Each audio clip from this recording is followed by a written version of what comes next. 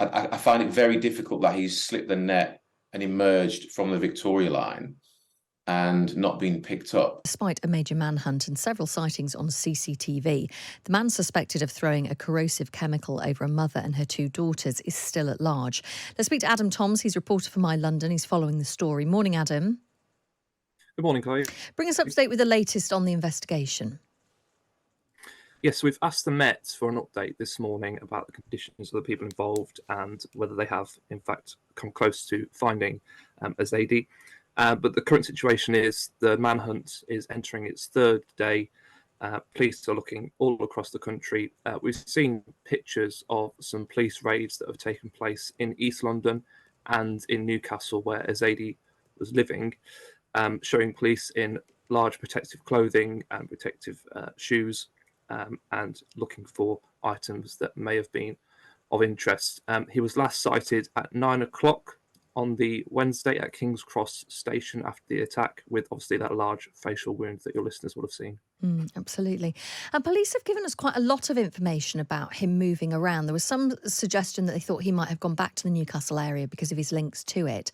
But as you say, what they're talking about is his movements around London and last seen at 9 o'clock. Many people will think London is so heavily cameraed. There's so much CCTV. Some people may be scratching their heads as to why 3 days on this man hasn't been caught. I mean, I guess just the sheer weight of CCTV that the police are having to trawl through could be one aspect.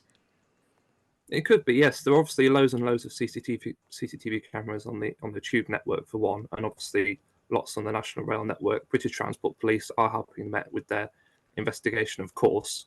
But obviously there are National Rail services at King's Cross stations, so that is why the search is nationwide.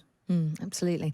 And we've talked about the significant injuries to Abdul Azidi's face. He is going to be presumably in quite a level of discomfort. There was a direct appeal to him yesterday made by the police. I mean, he is somebody who is very obvious as he moves around, and the public are potentially really central in this investigation in being able to tip off the police if they see him. Yes, that would be why they've released this picture of this very obvious facial wound. Commander John Saville appealed to Azadi directly, saying that you're obviously in some discomfort. You have a large facial injury that will stand out to the public, and he has appealed to him to turn himself in. So doubtless there will have been members of the public who will have noticed him, and that is what the police will be looking out for. Let's bring Paul in now. Morning, Paul. Good morning. Can I just clarify as well? I wasn't a commander. I took orders from a commander. Fine. OK, well, thank you for the clarification.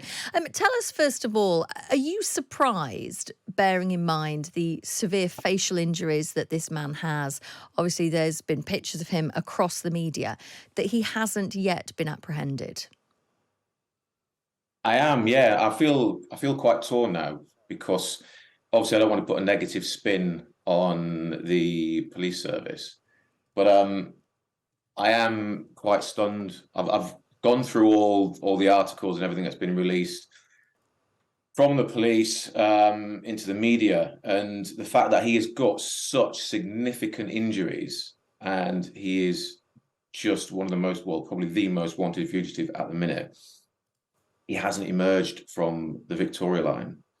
I'm kind of struggling with the timeline on this, and he must have emerged somewhere, or he's still within that Tube network. There's two options. Or I find it very difficult that he's slipped the net and emerged from the Victoria line and not been picked up.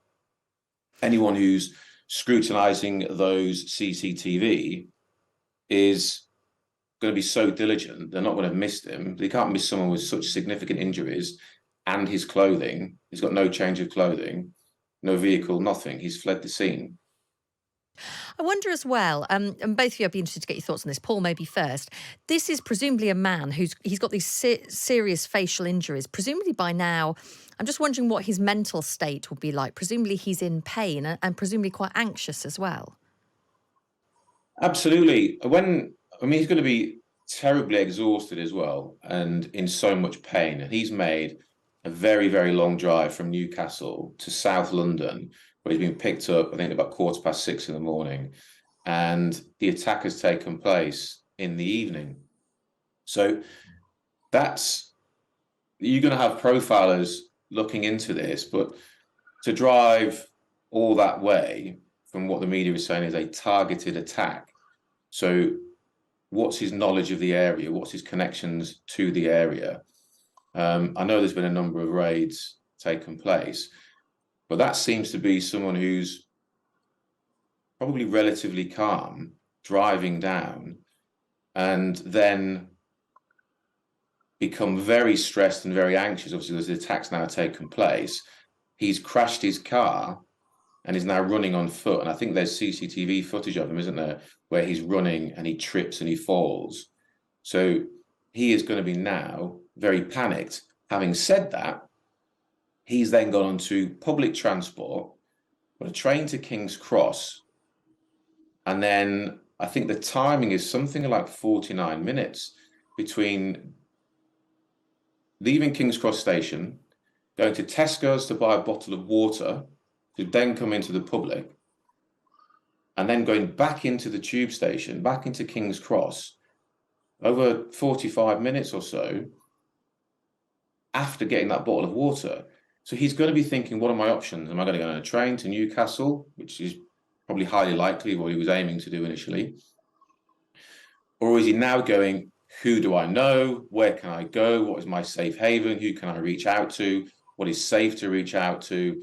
How do I get my wounds checked? I mean, because the images that have come out of his wounds, they look pretty horrific.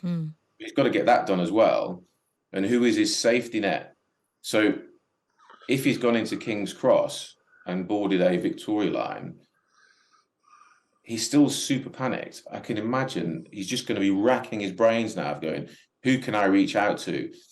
There's no way on earth he's not, well, there is always a possibility this is wrong, but he's not reached out to someone hiding somewhere. That's why he's not emerged from the Victoria line. And equally, the police are never ever going to go and disclose everything that they know to the public, because if he has got a network and these networks are keeping an eye on the media, then they're going to put themselves at risk, obviously, for helping him. Also heard from Paul Cashmore, who used to work for the Met. He was also on the Channel 4 programme Hunted.